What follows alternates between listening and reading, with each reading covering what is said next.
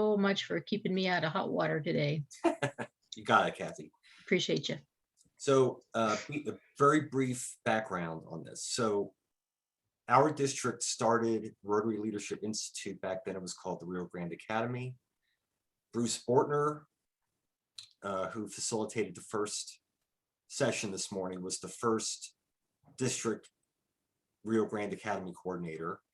And I was one of the first students to go through the program. At the time, Bruce mentioned that he wanted me to ultimately be one of the trainers.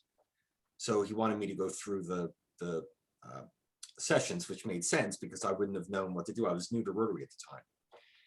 And this session that we're going to go through was one of the ones that I scratched my head about at first.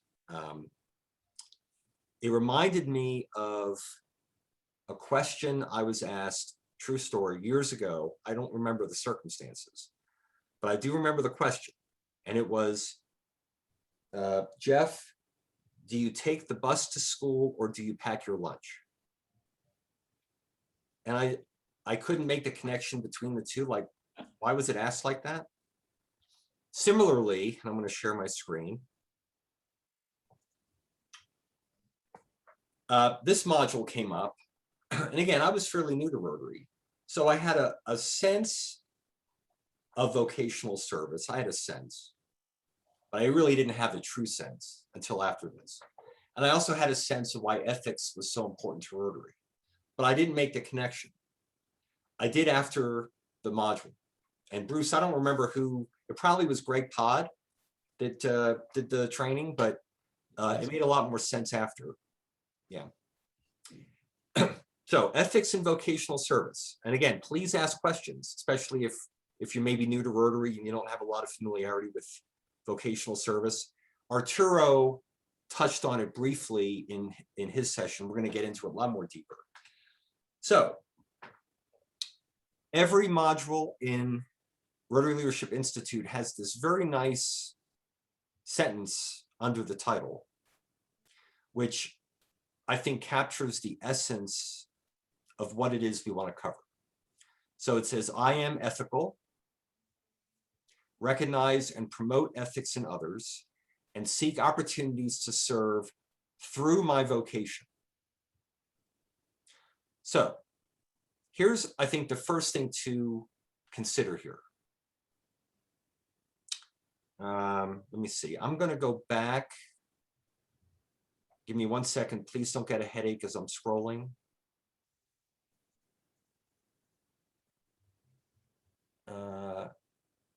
Five avenues of service. Where are you?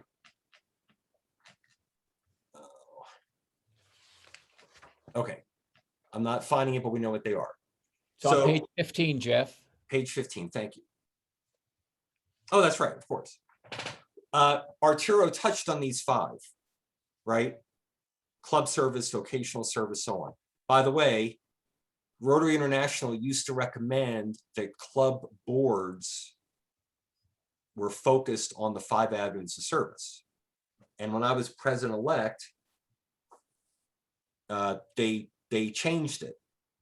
And so I was in that kind of transitional period to where we were used to focusing on avenues of service around club boards to focus on other things.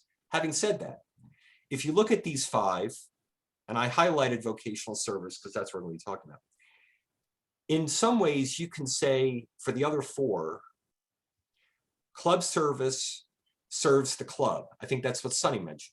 We serve the club. We serve through outstanding programs and social activities and all the great things we do for the membership. Community service, we're serving the community. You see the similarity? International service, we serve international causes. And youth service, we serve youth. So the first word in four of them is the recipient of our service. Vocational service is a little bit different. If you look at the wording again in that sentence, I serve through my vocation. It's a little bit different, right? Do you see the difference? We're not serving the vocation, we're serving through it. Does that make sense? Okay. So I'm ethical, recognize, promote ethics in others, and seek opportunities to serve through my vocation. So in a sense, vocational service is a way to leverage our vocation in Rotary and in promoting ethics. I don't know, for those of you who've been in Rotary for a while, there was a time when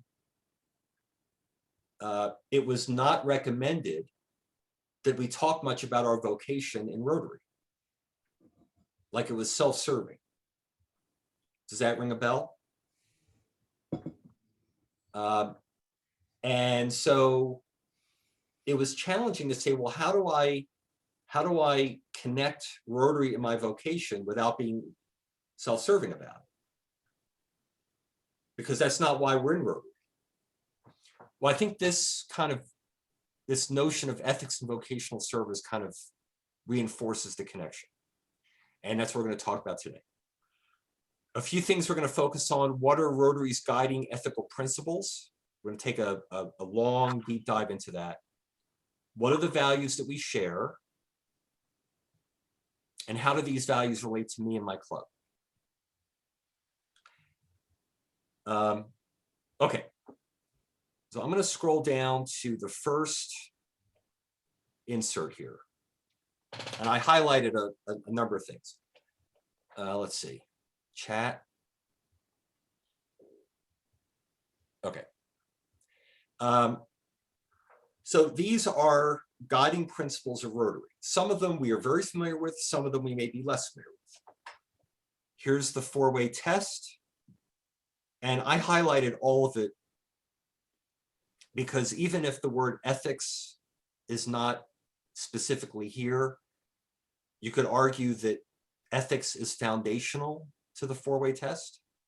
Every question, except the "it is fun" question, which a lot of us add on, but the four fundamental questions in the four-way test, ethics is foundational to them. Would we agree? Yes. Then we have the vocational service as one of the 5 avenues of service. And again, you could argue, if you didn't know what the vocational service statement was, you could argue that the first part of it fits and the second part is an add-on. Vocational service encourages Rotarians to serve others through their vocations. Okay, well, that makes sense as a title. And to practice high ethical standards. So the definition of vocational service requires that ethical standards be considered. It isn't just serving others through their vocation. And I think that's how we reconcile the connection between our business experience and our Rotary experience. It's not just self-serving, it's promoting high ethical standards. That's the connection. Then we have the object of Rotary. And again, this is one that doesn't get trained as often, but it's obviously very important. Sometimes we'll hear the first part of it. The object of Rotary is to encourage and foster the ideal of service as a basis of worthy enterprise. That's great. But then it's got all of these specifics underneath it. And you'll notice the second one, high ethical standards in business and professions. So when I first learned the object of Rotary, and I'd be interested to hear from some of you when you first learned about this, I didn't think about connecting Rotary to my business. I didn't join Rotary as a connection to my business life. I actually joined it as something outside of my business life, like an extracurricular activity. But what I learned and what I discovered from others is that I was able to take the ethical core of being a Rotarian and bring that to my business life. Can any of you share maybe a similar story about your connection between Rotary and focus on ethics and your business experience? And please use the hand raised. Doreen, go ahead. Well, I think another aspect is using the skills that you have within your profession or vocation to apply to service. So for example, my career was in finance. So that meant that I had specific skills that I could offer in service, whether it was helping with grants or helping individuals that maybe needed guidance in that area. Just bringing your vocational background to service in Rotary. Right. It really is a two-way connection, right? So we bring our skills and knowledge from our business life into Rotary, but we also bring that ethical core of being in Rotary to our business life. So it's a two-way leverage. Absolutely. Any other experiences that you all have connecting your Rotary life to your business life?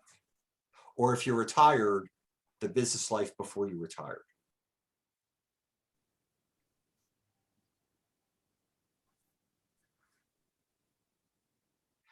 I believe this is true. Walgreens, the CEO of Walgreens was a Rotarian and had the four-way test in his office and asked that it be in the back office of all the Walgreens locations. And again, his notion was that that four-way test had an ethical core. And it wasn't like, these are going to be the core values of Walgreens. But by having the four-way test there, it kind of reinforced that we all in Walgreens should represent and reflect this kind of ethical core that we reinforced in Rotary. What's the chest? Yeah, it's still displayed in most Walgreens locations. So there's an example in Walgreens where they made the connection formally to say, we need to abide by these principles. They're not just when we're in a Rotary meeting. It should be throughout our entire lives, including our work life. Any other personal examples you may have of this? Jeff? Yeah, go ahead, Kathy. So at the district convention, one of our speakers was the state attorney general, and I'm sorry, I can't remember his name, but he talked about how he applies the four-way test to every day in his work and the decisions that he makes. And so I'm thinking, I can't even begin to imagine some of the decisions that he has to make, but to know that he applies the four-way test into those decisions that he's making was, I appreciated him just sharing that. It was commendable. Thank you. Andy, go ahead. Yeah, I think real world example. I own and operate a digital marketing agency, and I also happen to work with publicity for our Rotary Club. And talking about taking Rotary values to the company, we've always been committed to transparent and highly ethical standards at our company. And so it's kind of, you're right, it is a two-way street, but we've actually had multiple occasions, and I won't mention who the clients are, but who noticed our involvement in Rotary and have come to us and said, we think what you do at Rotary is amazing, and we'd like you to talk to us about our business as well. So it is absolutely a two-way street, and I have multiple companies that it's actually worked with. So I think there's a strong story to be made both sides of that coin.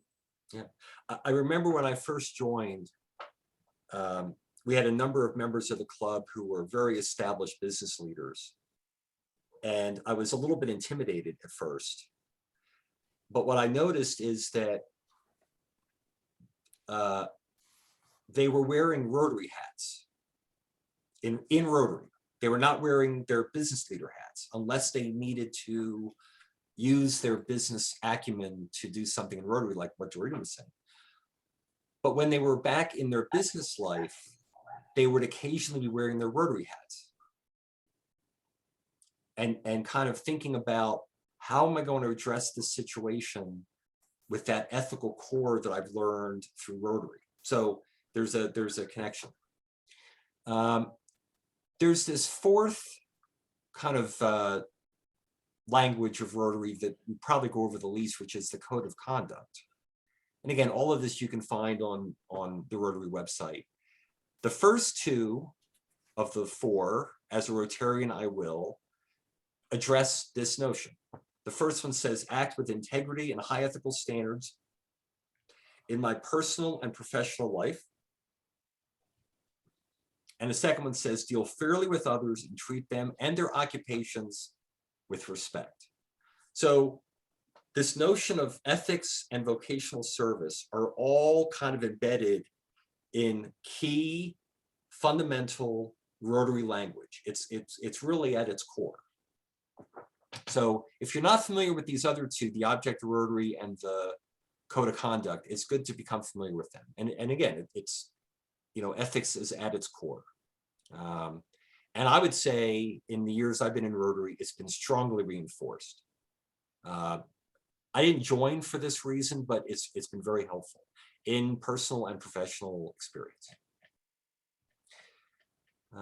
Okay, there is a question that I wanted us to go over. Give me 1 second.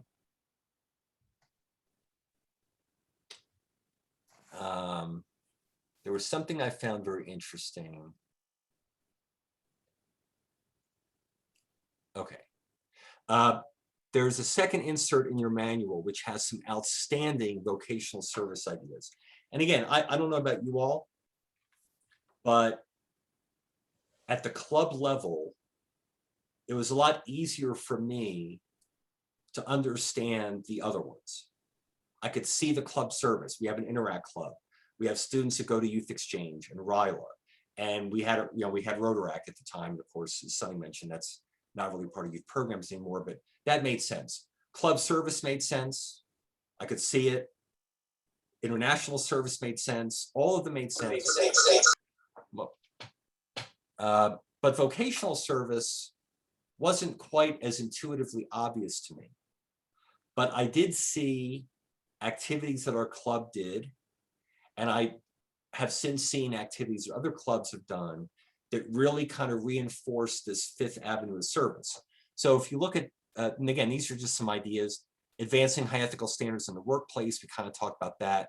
Classification principle, that's really interesting because Rotary is not promoting classification the way it used to, when you can only have one person from a particular business in a Rotary club. Now you can have multiple ones. In fact, you can have a Rotary club around a single profession if you want. And some clubs are doing that just to kind of diversify.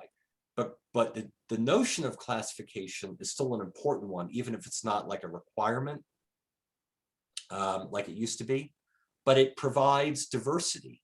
And like Doreen was saying, it's nice to have a diversity or a mix of vocations in your club, especially if you're going to be trying to accomplish certain things. A great example, Arturo is a public image guru, right? If you don't have someone in your club that has that kind of keen awareness of how to really do public image, that would be a strategic recruitment of membership. How are we going to find someone that understands that aspect of things, that can help with social media, that can help with messaging? So there are legitimate reasons to think about diversity with vocation to kind of strengthen a Rotary club if you don't have that particular skill set. Promoting Rotary's commitment to high ethical standards. Post the 4-way test. That's what Walgreens did. They said, put it up on the wall, let people know. Walk the talk. So again, we are Rotarians, and when we wear the Rotary pin, we should be promoting these ethical standards. It should be part of what people think about when they think about Rotary. Yes, it's about eradicating polio. Yes, it's about great activities and great programs and all that, but it's also about promoting these high ethical standards. And I think a notion like this, kind of putting some focus on the ethical aspects of it, reminds us that that's another reason why we wear our pins proudly, and that we really want to promote high ethical standards in everything we do, in part because we're Rotarians. Okay, here's what I was looking for. So let's see, something in the chat. Yeah, excellent. Thank you, Randy. Okay, this was one of the things that bothered me, and it still does to a degree. Useful occupations. When I went through the training and I saw useful occupations, I thought, well, that's kind of interesting, right? Are there non-useful occupations? Interesting with what we've been dealing with COVID. Part of the prioritizing that states have had to do was identify essential workers. And there was this big debate like, well, am I not an essential worker? I think I'm an essential worker, you know? I think the notion of this is really more about not judging whether an occupation is useful or not, but how can it be useful? How can we leverage our skills that we learn through our vocation to Rotary? So if someone asked me about useful occupations, I wouldn't say, well, you know, it's either useful or it's not. Every occupation can be useful and can be leveraged in Rotary. And if we don't find that opportunity to leverage, then in a sense, it's a missed opportunity because we're not optimizing the skills and the knowledge that we all have. So part of membership recruitment, I believe, when we're going through the vetting and kind of understanding what people's expectations are, all that is, what are the knowledge, what knowledge and skill do you have that could be of value to us in what we are trying to accomplish? Because people have them, we all have them. And so I think it's something that it's important, but I don't know if it gets the same attention as maybe some of the other things we think about when we're recruiting members. So again, this was kind of an eye-opener for me. And then volunteer your vocation. A lot of clubs have mentoring programs, and people will use their vocations as part of that mentorship, whether it's literacy or just helping them learn life skills. So I guess the notion of this set of examples here, to me, and I'd be interested in your feedback on this, to me, this is all about leverage and connection. That our work life and our Rotary life should not be separate, they should be connected. As Doreen was saying, we should use our knowledge and skills in our Rotary Club. And as some of you have also mentioned, we should take that ethical core of Rotary and bring it to our personal and professional lives as we can. Laura, go ahead. So I was going to say that I think it's so important for us to talk about what we do during our meetings and to do it more than just once as a vocational topic. We had a meeting this year where we ended up with our speaker not showing up on the Zoom call. And we had 3 new proposed members. And I took the opportunity to say, hey, why don't we all go around the call and do a little classification talk, you know, tell people what we do, what our background is. And it was so helpful for me, even though I've been in the club for 4.5 years, I realized, you know, I didn't know what a lot of our members did or had done during their careers. And it was so helpful for our proposed members and newer members because it really let them know more about the other people and people that they would want to talk to and do things with, which I think is so critical for those connections we talked about at 7:30-ish this morning, which is a big reason why a lot of people join Rotary. Awesome, thank you, Laura. Steve, go ahead. Yes, I wanted to make a semantic comment. I think that the word vocation was chosen intentionally rather than profession, because many of us have skills and experience in areas outside our direct professional activities, and all of those can potentially be of value, you know, in our engagement with Rotary. Absolutely, totally agree. I wanted to go back to something that Laura just said. as I mentioned earlier, as I was kind of learning about Rotary and kind of getting into kind of the Rotary experience, there was again that message to me that said, Jeff, we're not here to promote our businesses. The notion was not overtly, like, I'm not going to stand up and say, hi, I'm Jeff Weinrack and I work so-and-so and I love your business.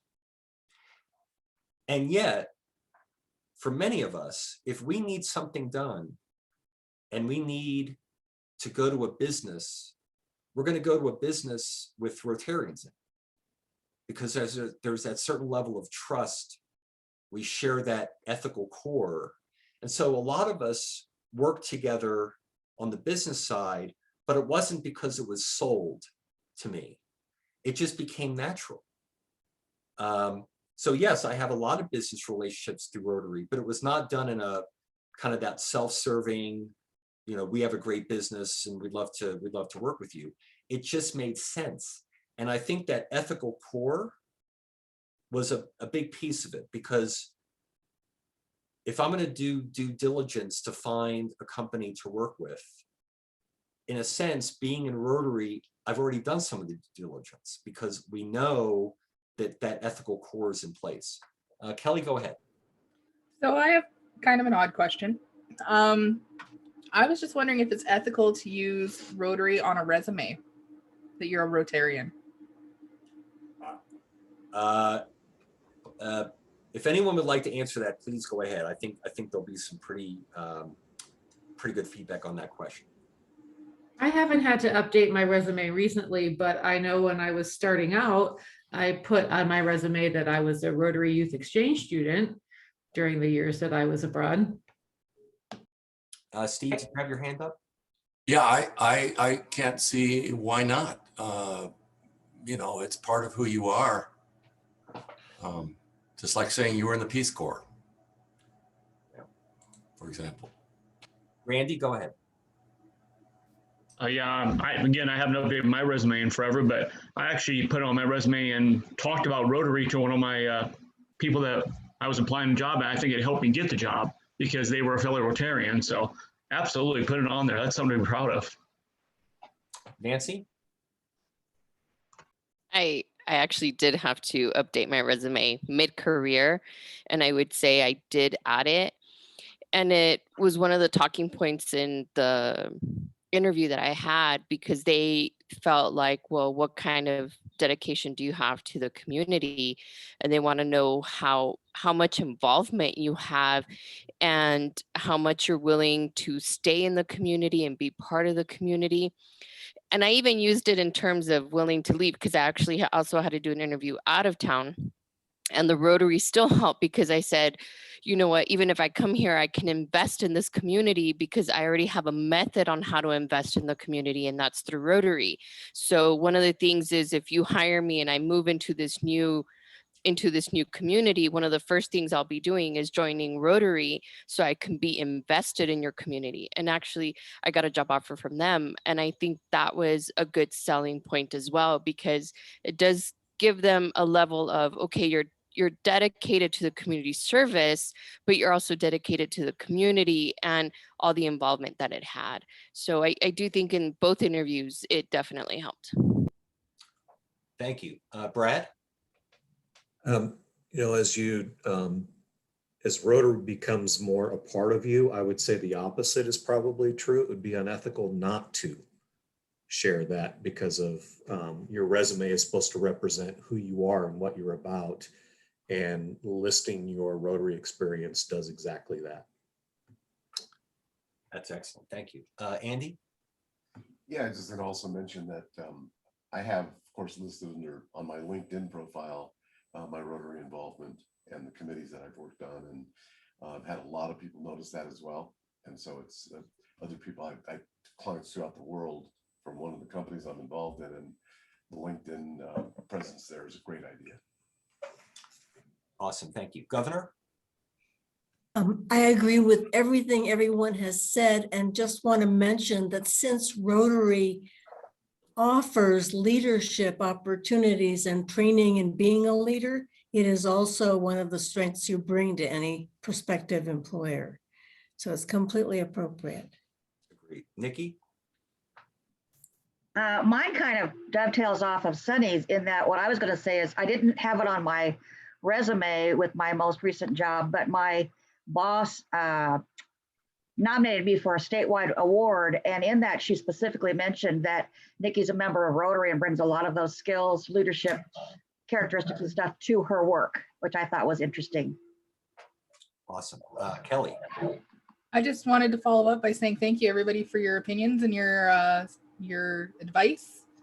And it was actually, I was brought to Rotary through my work, and it was one of the things that I thought, oh, before I knew what Rotary really was, I thought, oh, that will look good on a resume. And getting further into it, it's so much more than that.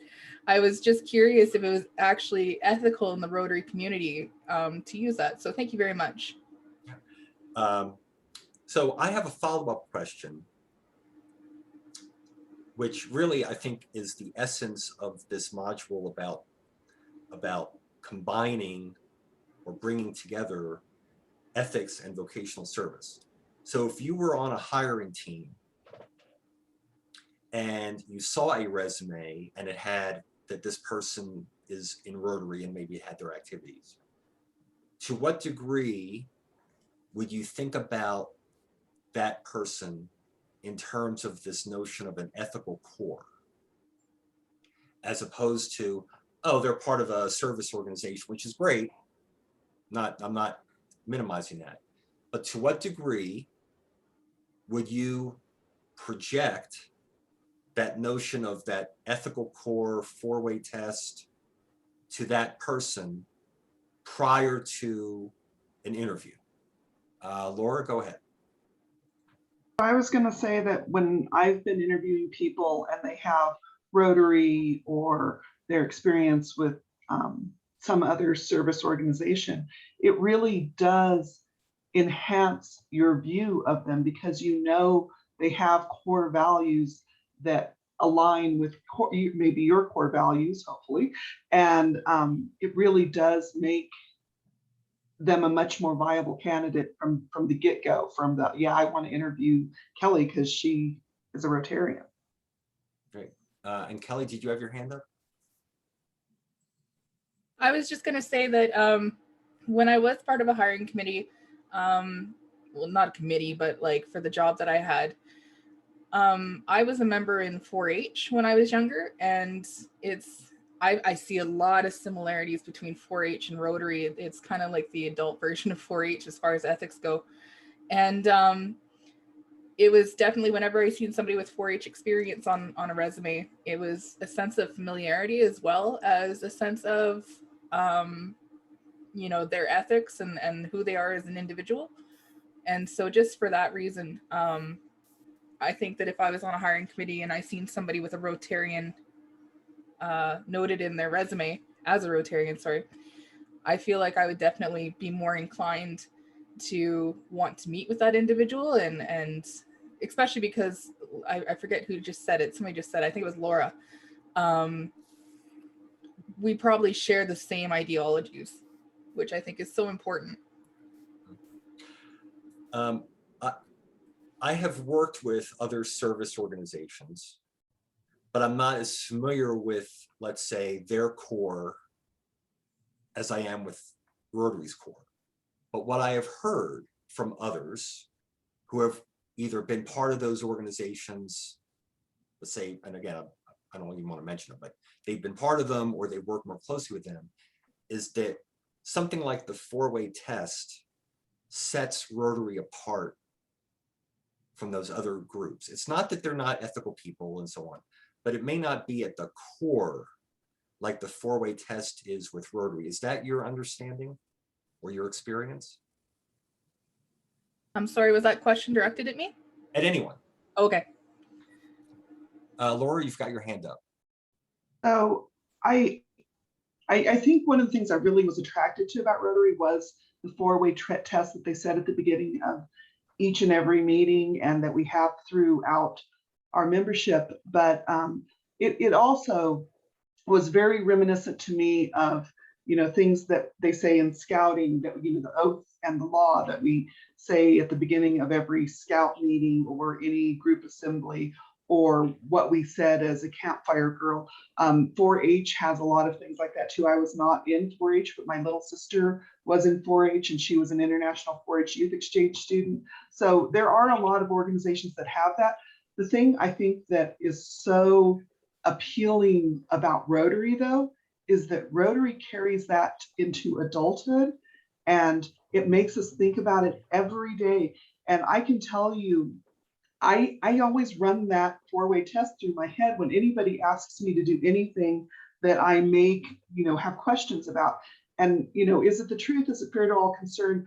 Will it build goodwill and better friendships? That's the one that I find brings me the most, as far as really giving me pause, because sometimes the truth may be the truth, but it will really denigrate goodwill and better friendships. So, Very good point. I've got a follow-up to that in a second. Donna, go ahead. I've worked with all the service organizations. If I wasn't a Rotarian, I would probably be an optimist, because you smile upon every living creature, which is part of their oath that I've loved since I was about 18 years old. And I would go along and look at little ants crawling and smile at them. The reason Rotary won my heart is because they stand firm behind what they believe in.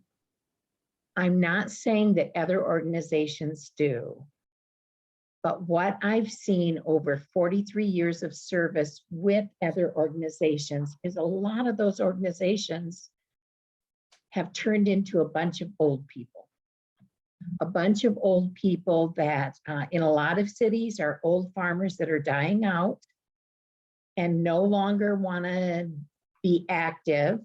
They might come and ring bells for a couple of hours, but they're no longer able to do many things. And they're trying to figure out ways to attract younger members, and they're not being successful at it.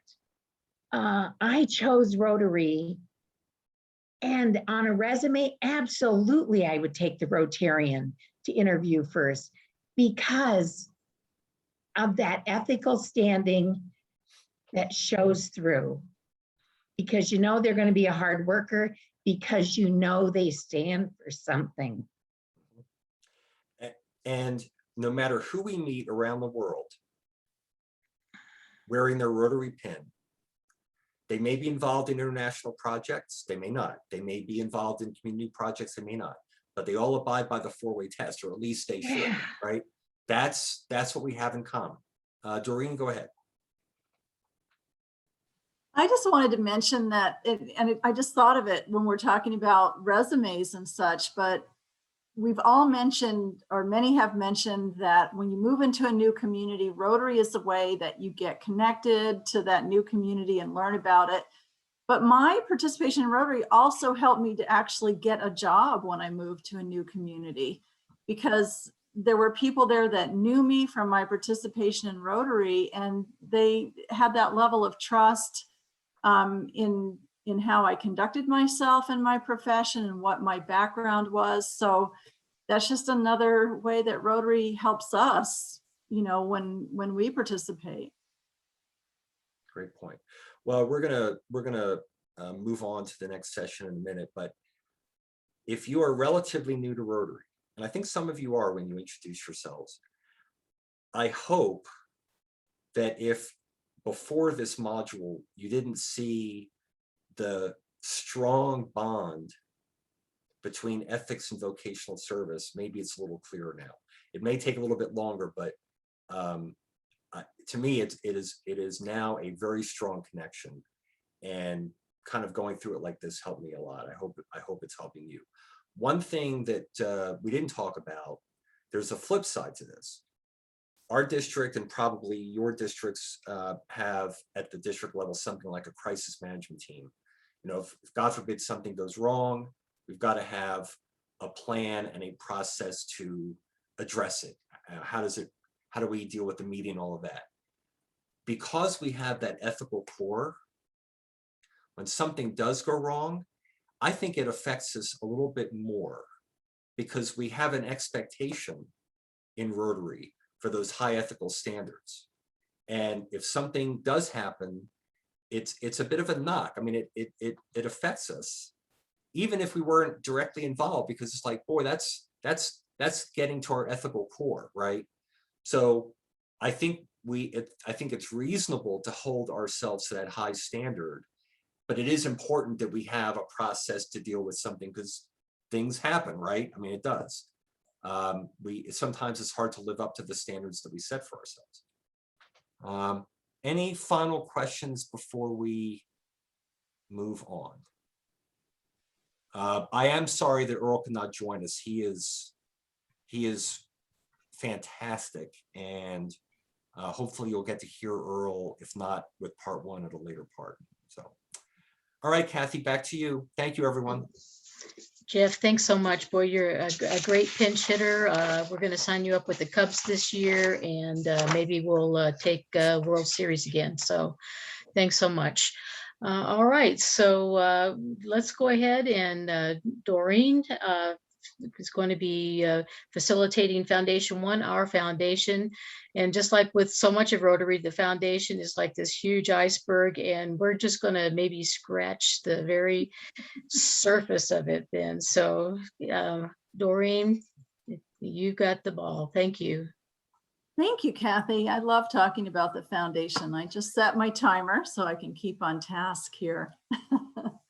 So what I do want to mention going in is that there are several changes to the Rotary Foundation, but most of them go into effect July 1st, and they're not really germane to the topics that we'll be covering in this first introductory session to our Rotary Foundation, but I'm prepared to answer your questions about those changes if you have them.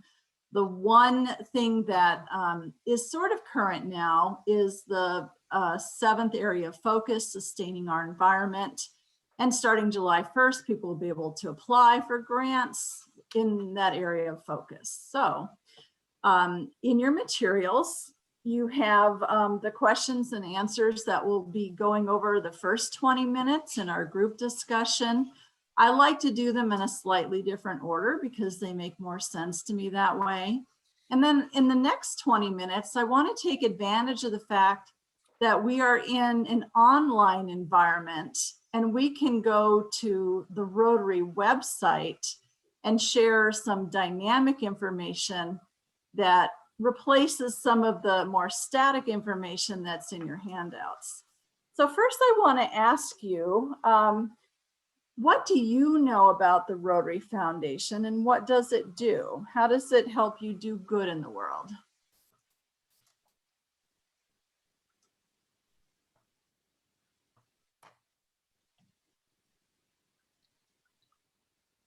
And I see Laura has her hand up. So the foundation is really, I think, the underlying key structure of Rotary for a lot of the projects that we do. It's what allows us to give polio shots around the world. It's what allows us to take our global grants and make them better. It's what helps us really be this global, worldwide, and also to do the projects within our community, because a lot of the funds that go into the foundation come back to the club through the district and directly from the foundation as well, if we're going and we're working on certain projects internationally or other places. Well said, thank you. And I see Tanya has her hand up. Tanya, I think you're on. Yes. Oh. So, yes, ditto to what my fellow Rotarian just mentioned. I just really enjoy the fact that the foundation encourages all to support the 5 areas of focus. And I love the area of youth, and I love what we're doing throughout the the global community with inspiring youth and youth exchange. And it's just so very beneficial. And it's actually encouraging for all to continue to support. I love the grant portion where we're able to facilitate the needs of everyone, community-wide, internationally. So the foundation is a cornerstone, and that's what I believe. Thank you, Tanya. That's great. Anyone else?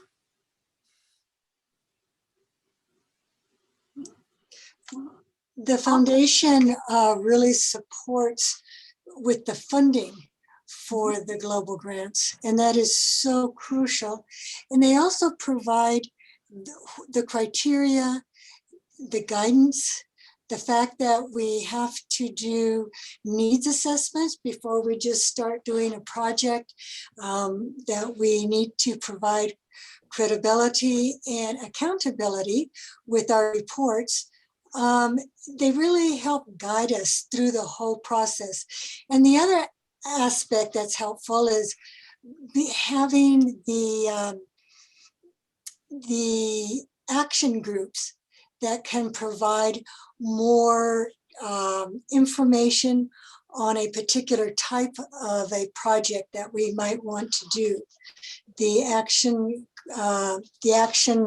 groups have the skills, they've been doing it for a while, and they can really save you a lot of time in how long it's going to take to get your global grant approved.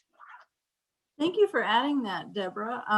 Rotary action groups, for anyone who might not be familiar with them, are groups of Rotarians who have common interests and skills in one of the 7 areas of focus. So, for example, water and sanitation, or maternal and infant health, for example. So they're great resources for your projects. Okay, anyone else?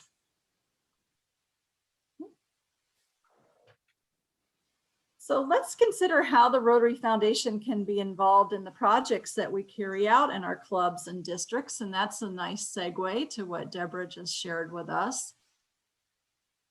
How can Rotary help you with your local projects as well as your international service projects?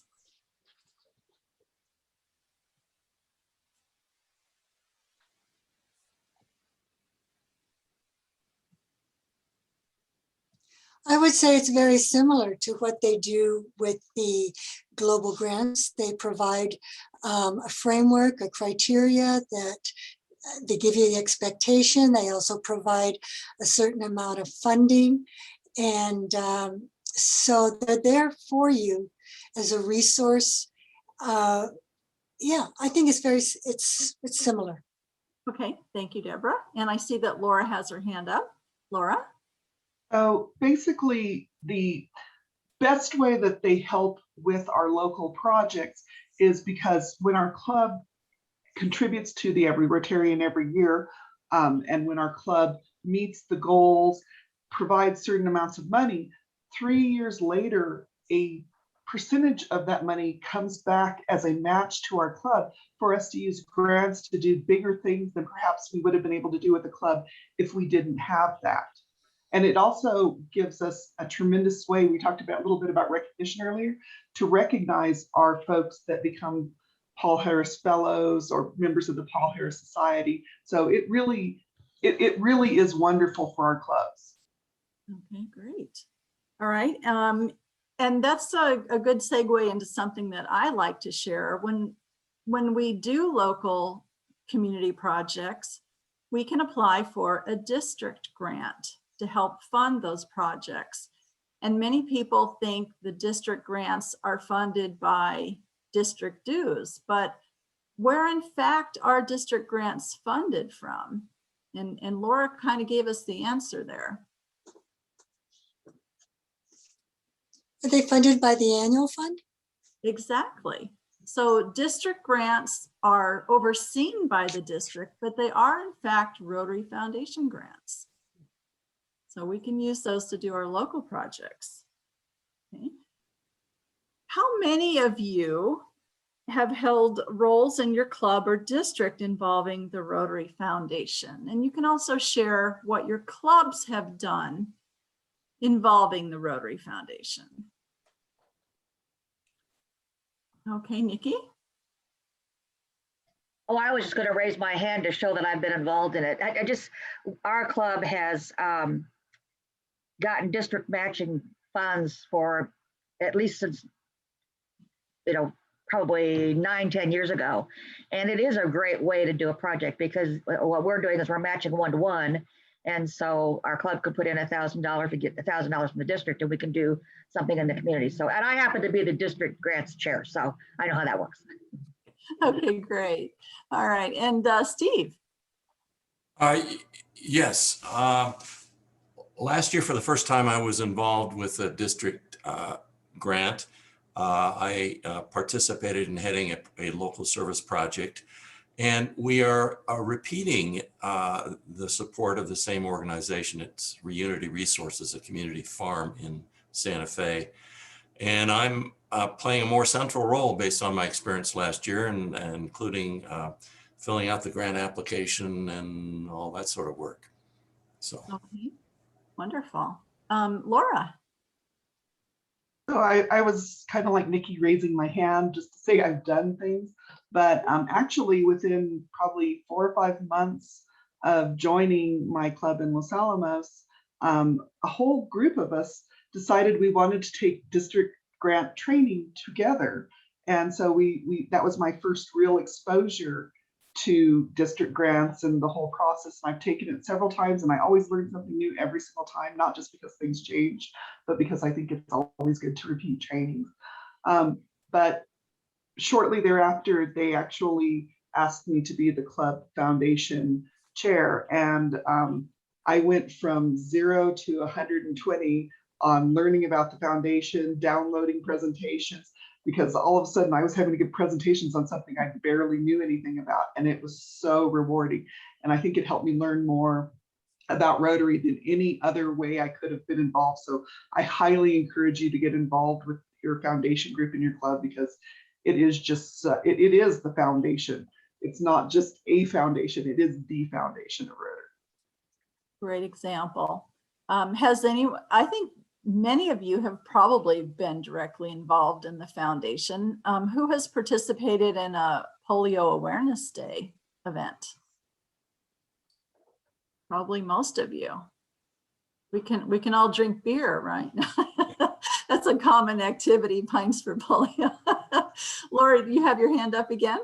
Oh, no, I'm just raising my hand. And okay. But I have done many Purple Pinky Day as well for the kids, which is the only non-school related function that the schools are still allowing to happen. So inside our school system. Okay, great. Doreen? All right, anybody else? Doreen, quick question. Yeah. And you would probably, you would probably know this. Didn't the whole polio effort start at like 1 or 2 clubs, and then it just kind of grew to this international phenomenon? But didn't it start as like a local kind of a small project? It started in a Philippines Rotary Club, I think in 1979. And it was right after that when the leaders of Rotary wanted to do something on a larger scale to bring more, to raise Rotary's profile and do some big humanitarian project. And it was just the right time. And actually, when Rotary was working up to making that a major focus, it was a very controversial thing because many people felt like there was no possible way Rotary could ever succeed at such a large scale project. And I think the message from that is that yes, we can. And we've proven it over and over again. So the Polio Plus story is just a fascinating story. I encourage you to go onto the Rotary website, which we will do in a few minutes. And we're not going to spend a lot of time on Polio Plus specifically, but that story is just fascinating. So thank you for bringing that up. Okay. Anyone else want to add anything about their Rotary involvement with the Rotary Foundation or any projects funded by the Rotary Foundation?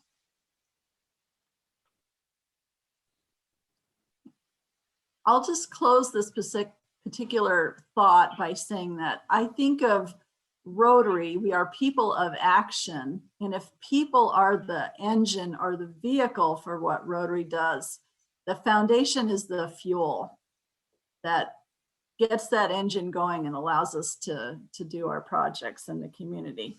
So how do Rotary's areas of focus, and the areas of focus are on your handout OF for our foundation -2, if you want to take a glance at those. How do the areas of focus influence the financing of our different projects? What are your thoughts on that?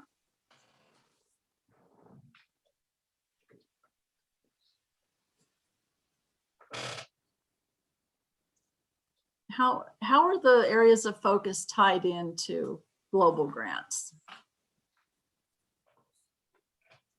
Laura? I'm trying not to be a microphone hog, but basically when we're applying for a grant, we have to let folks know what area of focus we are supporting with this grant that we're doing, because it's required to be eligible. And that's how we can kind of ensure that all of the grants we do worldwide support the same goals throughout Rotary. Okay, great. Thank you for sharing that. And anyone else want to add their perspective? I have found that it's really helpful to have the areas of focus be the parameters, because when we go and do a needs assessment, say in another country, lots and lots of proposals will come to us. And so we need a way to be able to narrow it down and find one that actually meets the parameters of in this case, the 7 areas of focus. Great. So it's a way to prioritize this. Yeah, it's really helpful. Yeah. Absolutely. Okay. Anyone else? Maureen? Yes. It occurs to me that it's also a way to ensure that we are putting our resources and our intention around things that can produce a lasting change. Mm-hmm. Absolutely. And when you think about it, it's sort of all of those things have to function together in a way, because how can we have economic and community development without a peaceful environment? And how can we educate children if they have polio or, they don't have enough to eat? So, they all really work in concert with each other. Okay. I think this is a good time for us to go to the web, and I was going to try to upload a document, but I don't think I have the authority in this particular session to do it because it wouldn't let me do it. So what I think I'll do is when my session is over, I will send that to Kathy, and I think Kathy has the superpowers to upload it.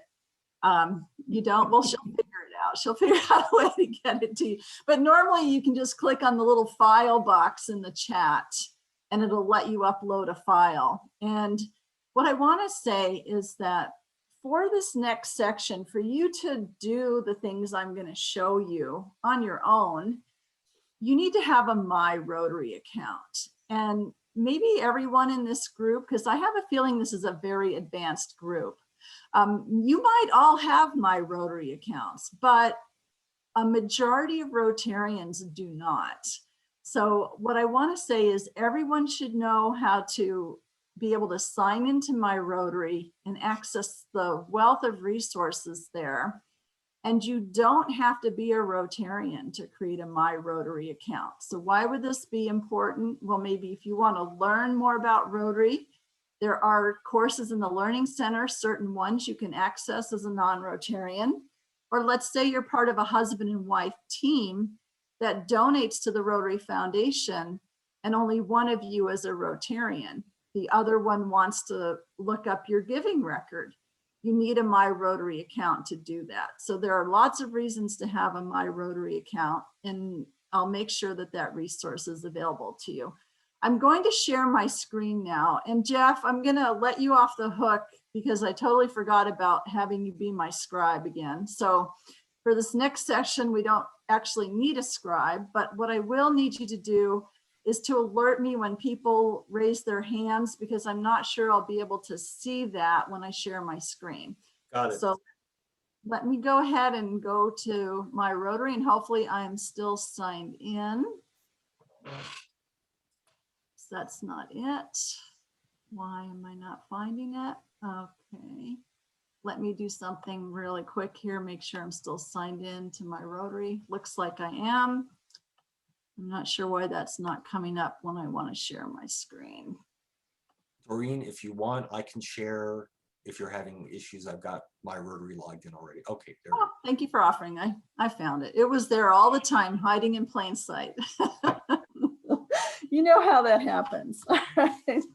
So the first question I have for you is, how can you and your club contribute to and raise funds for the Rotary Foundation? And here we are. I'm all signed into my Rotary, just like you can be if you have a My Rotary account. Where do I go? How can I donate funds to the Rotary Foundation? And again, please go ahead and raise your hands like you've been doing, and I'll call them out for Doreen. You don't have to limit your responses to just the online environment, because there are other ways. Okay. I can see actually the hands. Sunny, Governor Sunny? Well, Nikki just put it in the chat too. One way to do it is to click on the donate button. Duh. That, I think that's the easiest way. You just anywhere on the site, you don't even have to be a Rotarian. Right. Go to the site and click on the donate button. Right. Answer. Okay, and Carolyn. You can write a check to Rotary International, Rotary Foundation in your club. Okay, and you can send that in with a form, right? Yeah. Okay, wonderful. And Laura? I think you're on mute, Laura. Okay. Laura? Sorry, you can sign up for the automatic withdrawal and just have your donations go in every month, and you set it and forget it. And it's a great way to keep giving, and you get your little reminder every month that you've done it. Exactly. And it's a lot easier to have $10 a month come out on your credit card than it is to write a check for $100 at the end of the year. So I love that method. And if you're doing Paul Harris Society, it's easier to have $85 a month come instead of trying to write a check for $1,000. Okay, one way too is to just type in the browser rotary.org/contribute or donate. It'll take you there. When we're in My Rotary, we just go to the Rotary Foundation and give. And there are a lot of resources here, but oh, it signed me out while I was listening to the other session. So let me sign in again. Easy peasy.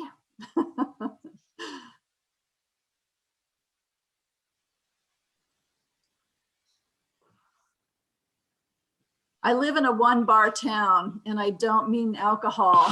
So sometimes my internet is not very fast.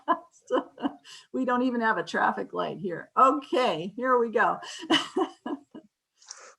So what I like about donating online is there are so many resources to find out about what I'm donating to. So we talk a lot in our clubs about every Rotarian every year. And who can tell us what that means?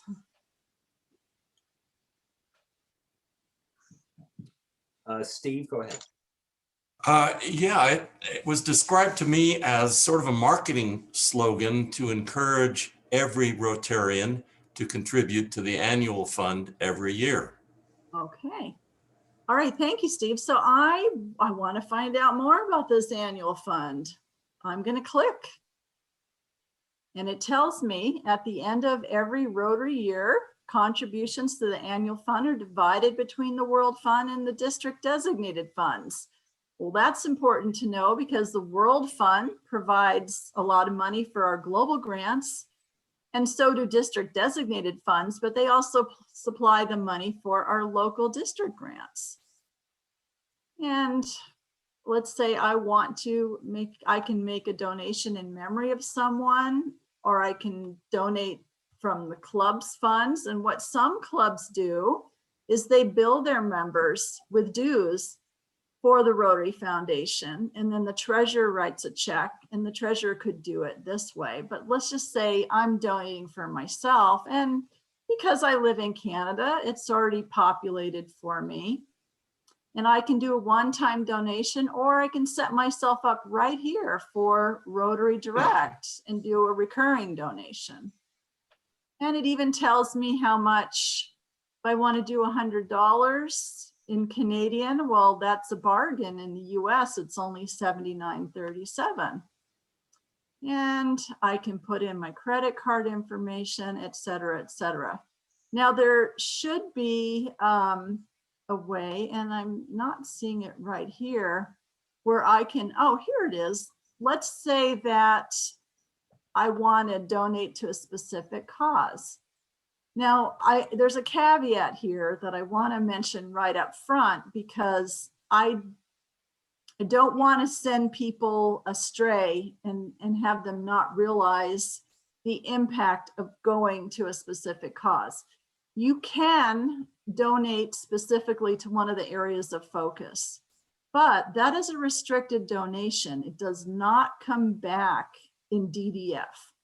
So if you go here, you need to realize the impact it can have on district grants and district funds. So only go here if you have a specific reason that you want to support a specific area of focus.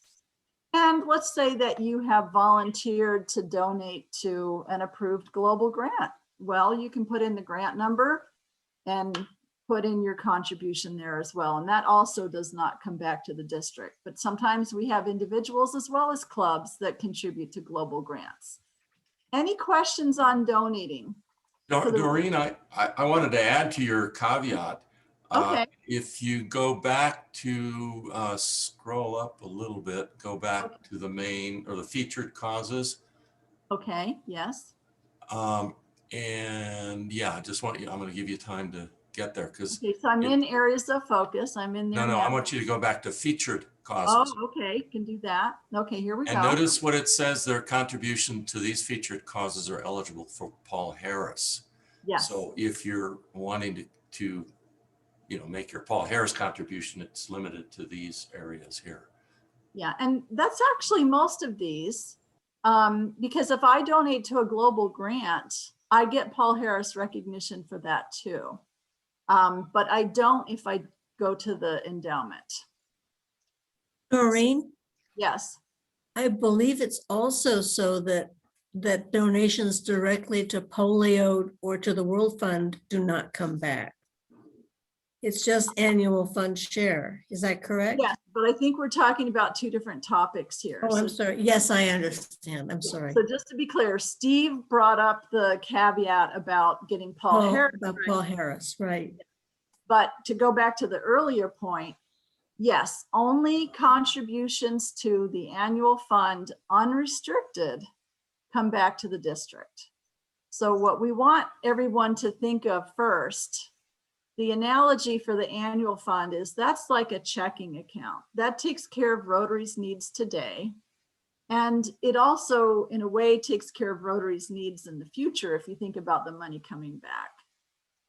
But the savings account is the endowment fund. So one other I don't want to get too far in the weeds here, but if you donate to the endowment, that's the can't take it with you fund. That usually comes from your will or proceeds of cash value life insurance or something else. But you can specify that the earnings come back to share, but the majority is not. So, okay. Doreen? Yes. Before you leave this, can we talk about the global grants? Because Certainly. a lot, not just clubs donate to the global grant, but individual Rotarians do too. Absolutely. And some of them donate, at least $1,000 or something toward it. And we don't want them to go here and donate before the grant is approved. Right. Because then we'll get, it doesn't count toward the global grant. So once you pledge to it, don't give it until you are told to. And you will be given the grant number so that it all go in correctly and that the project benefits from your donation. Thank you for reiterating that. Yes, it has to be an approved global grant, because if you donate early, it goes to the World Fund, does not go to the grant. So got to be careful on that. But this provides a convenient way to donate. Okay. Next. I think we've already covered the Endowment Fund. Unless there are any questions about the Endowment Fund. Does anyone want to share their experience or have any questions about the Endowment Fund? Doreen, I guess, we hear a lot about it, but it doesn't seem to get as much attention. Okay. Do you have a sense of kind of how much is in the Endowment Fund and what the intent is down the road to ultimately use it? Is it going to be interest used to support other programs? What's the size of it, and how is it intended to be used? Okay. All right, that is a great question. Where on earth would we find the answer to that? So I'm going to go to the Rotary Foundation and about.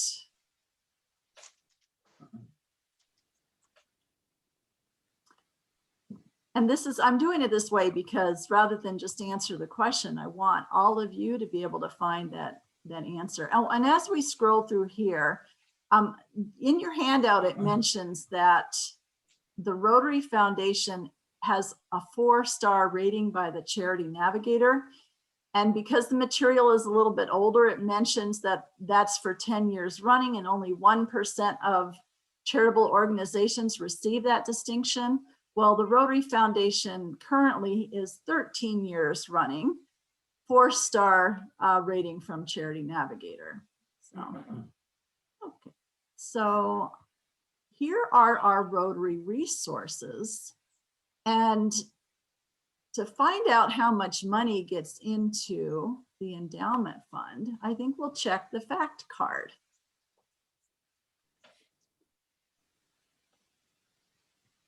Okay, and there are all kinds of cool facts on the fact card.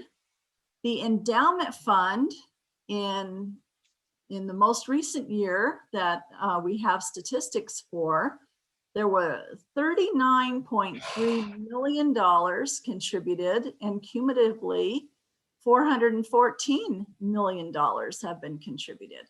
So with most endowments, and the Rotary Foundation is one of these, the principal or the money that's contributed is there for perpetuity. It's the earnings that are utilized to fund programs sponsored by clubs in grants. Maureen? So, yes. I'm sorry, I didn't see how you got to the fact card. Oh, I'm trying okay. to follow along here on my website or my screen. Let me do this. You go to the Rotary Foundation. Okay. You go to About.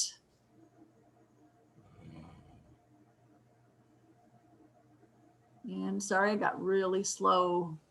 Yeah, I just. Service here. It'll come up. Okay. All right. So anyway, pretend I don't have really slow internet service. What we do is you scroll down to the references, and then it'll bring up all of those. So let me refresh, and it'll probably take me there more quickly. Okay. So we just scroll down and it's so easy. It's like organizing your closet. You can get caught up in a lot of different stuff when you scroll down. The Rotary Foundation history is a fun site to explore too. Okay, so here are all our resources and references. Okay. And do you see the fact card? All right, I see it. Great. Okay, great.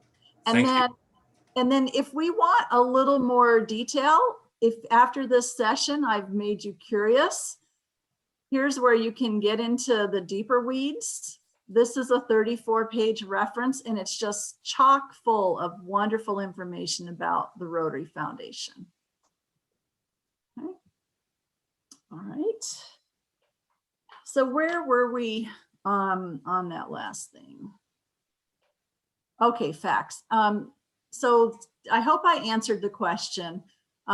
People usually consider the endowment with their estate planning thoughts. So let's say that, you know, I want to leave a legacy for Rotary and I have a substantial sum I want to donate, or maybe it's as modest as $1,000 that I want to put in a codicil to my will, or from the proceeds from a life insurance policy. All of that money can fund the endowment. In my own case, many years ago, we did a charitable gift annuity, and we got a nice tax deduction for that.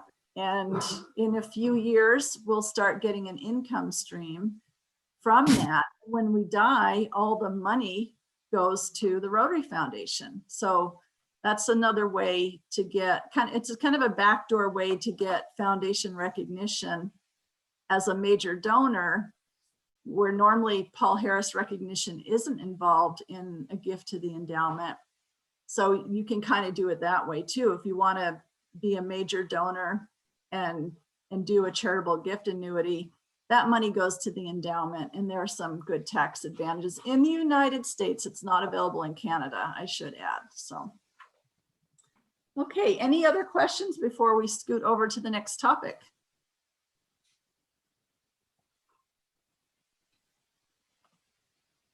Okay, let me go back here, see where we are. Okay. Someone, did someone start to say something? I didn't want to cut you I said, off. let's scoot. Let's scoot. We're scooting. Okay. I'll be faster than the internet. Okay. So people like to be acknowledged for their contributions, right? So let's learn a little bit about donor recognition.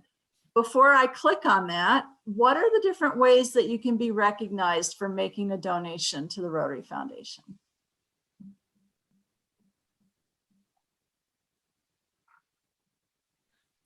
A Paul Harris Award. Great. And Deborah, tell me, how do you get a Paul Harris Fellowship? Yeah, what can happen is that it can come from either one or several cumulative donations that you give to the foundation. And once it reaches, and each dollar is equated with a point. When you get 100 points, then you qualify for a Paul Harris Award.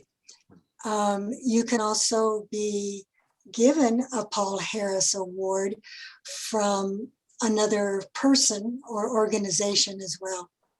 Okay, all right. Anyone else?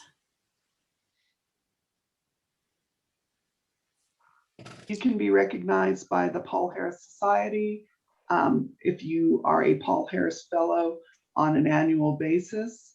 You can also be a major donor by following one of several different ways of doing it, including what you just mentioned, Doreen, creating an annual endowment, or creating an endowment that gives you back money, but then comes over to the foundation later. You can give over $10,000, I believe it is. You could do a bequest. I mean, there's a lot of different ways. Great, okay. Right, and then you can see when we click on recognition, it brings up all the different ways. And because you can be a multiple Paul Harris Fellow, if I click on here, I can see all of the different, well, it gives a little bit of background, but it'll also show you, oh, I thought it did. I guess I clicked on the wrong thing. But you can be a multiple Paul Harris Fellow, and you get a nice pin, and it has some genuine artificial rubies and sapphires in there to designate your level of giving. Now, people mention points. So foundation recognition points are the frequent flyer program of the Rotary Foundation. So for every $1 that you donate, you earn a foundation recognition point, and you can use those points to make someone else a Paul Harris Fellow. And a Rotary Club can do the same. When they're involved in a global grant, they earn points for their cash contributions, and they can designate those points to someone in the club. And then a Paul Harris Society member, we see there, if you give $1,000 or more annually to the annual fund, Polio Plus, or an approved foundation grant, that also qualifies for Paul Harris Society recognition. Okay, any other questions about recognition? How about club recognition? Doreen, Yes. you may want to talk about the newer Triple Crown recognition. Well, I think it'd be better if someone else did, but that's a great idea. Who can tell us what the Triple Crown recognition is? Well, Deborah, is that you? I've not heard of that. Oh, I've missed something. I can tell. Yeah. This is something that Rick Akins helped with. From what I understand, and please correct me if I've mischaracterized it, it is someone who is a Paul Harris Society member who has given to the Bequest Society and is a major donor. That's is it. That the three? That's it? Okay. All three. So a major donor. It's probably more accurate to say is a Bequest Society member, because you can do that by putting it in your will and you may not have given it yet. I see. Sure. Yeah. But yeah, those three things. Yeah, and so to be a Bequest Society member, it's right there on the screen. So who wants to tell us what's involved in becoming a Bequest Society member? And you can read it if you want. I just want group participation.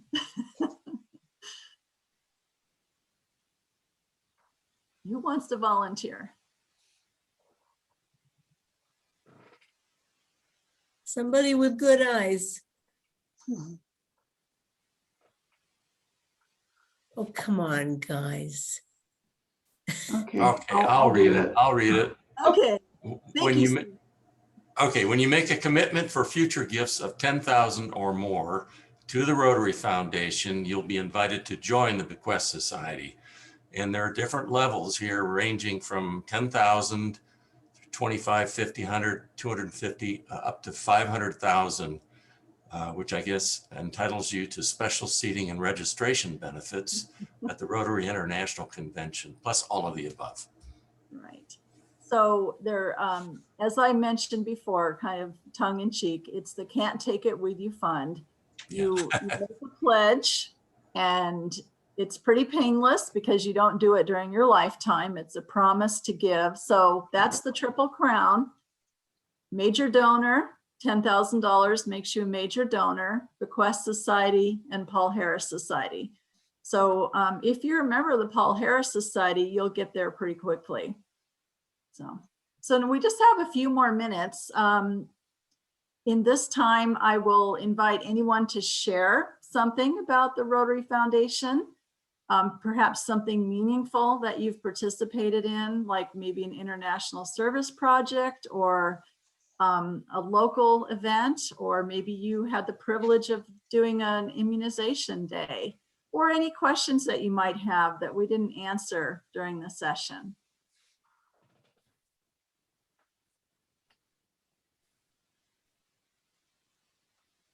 Well, Doreen, I will just say, based on my own experience of the foundation and its work and my personal experience in Guatemala, I tell everyone that I think Rotary is one of humanity's greatest hopes.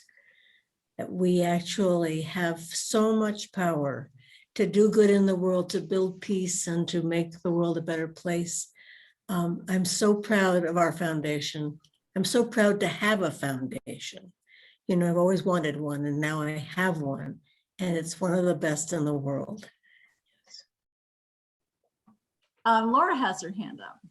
I just wanted to say that doing your projects with the foundation through your grants can also be a really terrific marketing tool for Rotary and for your own club.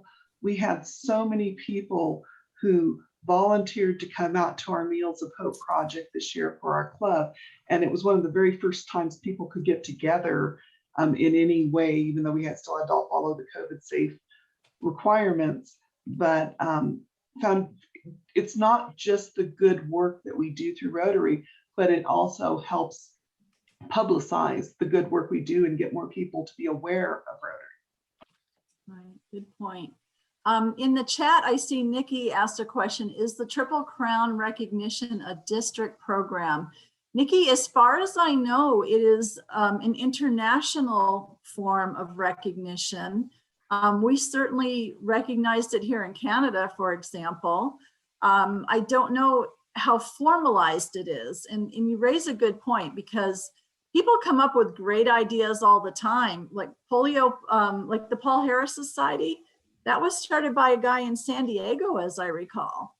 And it became very popular in that district, and then it spread out to the rest of the Rotary world. So I don't know exactly where Triple Crown is formally, but I do know it is international at this point. Okay, thank you, Doreen. And I wanted to make a comment about the Rotary Foundation. I had the awesome experience of traveling to India to participate in an immunization day. And that's just so rewarding, especially as we see getting closer and closer to eradicating it. And thank you to the, I just really think the foundation programs that have supported that over the years have just been amazing. Oh, yes. And you know what? That reminds me, I told you I was going to show you, and I have like 30 seconds to show everybody how to check your giving history. So while you're looking, Doreen, can I just mention the Polio Plus Society? Please do. Yes. Because that's not international yet, I don't believe. It's in the Big West zone, and you can find it on the zone2627.org website under the virtual library. The Polio Plus Society, just newly launched, is available if you pledge to contribute $100 a year to polio, to ending polio. Okay. Until the job is done. And there's a special pin and there's a special wristband and a certificate that comes to you when you join that. Thank you for mentioning that. Okay, so very quickly, if you want to look up your foundation giving, you do go back to the Rotary Foundation and foundation reports. And if you have a position in your club, like an officer or foundation chair position, you can also access your club reports. But you just go to your donor history. I hope everybody can see that here. Oh, you're not sharing your screen, Doreen. Oh, I'm not sharing my, thank you, Jeff. I'm so sorry. I thought I was still sharing it. I think I got kicked out somehow. Okay. Oops. Here we go. Okay, so again, the path is the Rotary Foundation, foundation reports, and then it brings up individual reports. Now, I'm not going to put up my own report, but you click there to see your giving history, and it gives you 2 pages. One shows all these nice charts and all your giving, and then the other one is an actual history. So you can look up and see the last time you made a contribution and where it went. Okay, so I want to thank you all for all of your contributions to the discussion today. And it was such a pleasure to work with you. Thank you for inviting me. Thank you. Thank you, Doreen. Bye, Nikki. Enjoy your party. Thanks so much, Doreen. This is such a, again, just a huge, huge iceberg that we have available to us, and just trying to understand the various facets of the foundation. So thank you so much for giving us the introduction into foundation. We have time for another break, and so let's resume at 12:25. No, sorry, 11:40. 11:40.